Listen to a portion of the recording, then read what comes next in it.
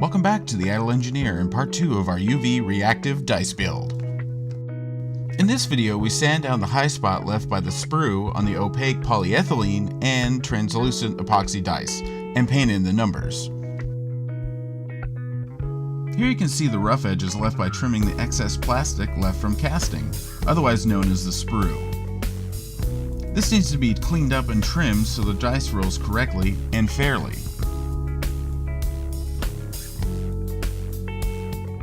Here's a better look of the rough surface on the epoxy dice.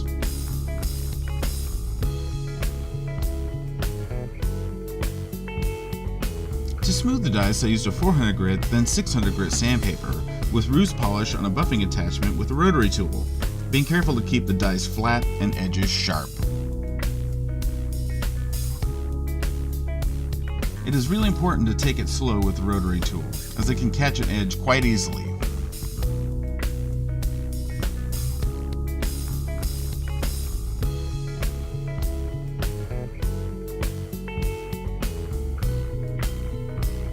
Here I tried another abrasive wheel to try and bring out more shine in the epoxy dice, but it really just caused surface ripples. Not good.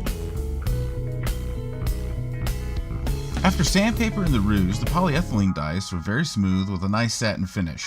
The epoxy had a more matte appearance, but still quite smooth. The surface bubbles are from casting, which is why these dice were testers for paint and polish. We tried two paint methods in two colors, black and white paint pens and black and white acrylic paint.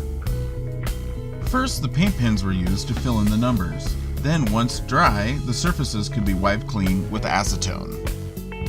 Second, acrylic paint in both colors was prepped. I thinned out the acrylic with different amounts of thinner, but didn't really notice a difference in performance. Using the same method as the paint pens, the numbers were filled in, then the surfaces were wiped clean once dry.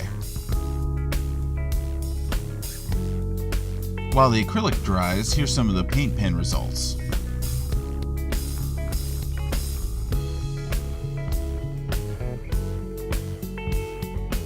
It's important to be very light of touch when wiping off the excess and wait for the paint to be completely dry. I was a bit early on these acrylic paints and the numbers were not as sharp as the paint pens. I was using rolled up paper towel, but a small sponge or cotton swab would allow for greater control when removing the excess paint.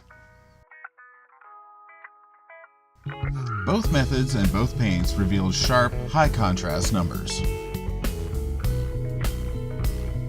With the UV lights active, the black paints really pop. The white paints are a bit washed out. Perhaps a contrasting reactive powder in their paint would help. Next we'll be testing the accuracy of the dice to be fair during gameplay. Thanks for watching and be sure to follow us on Instagram and subscribe for future videos.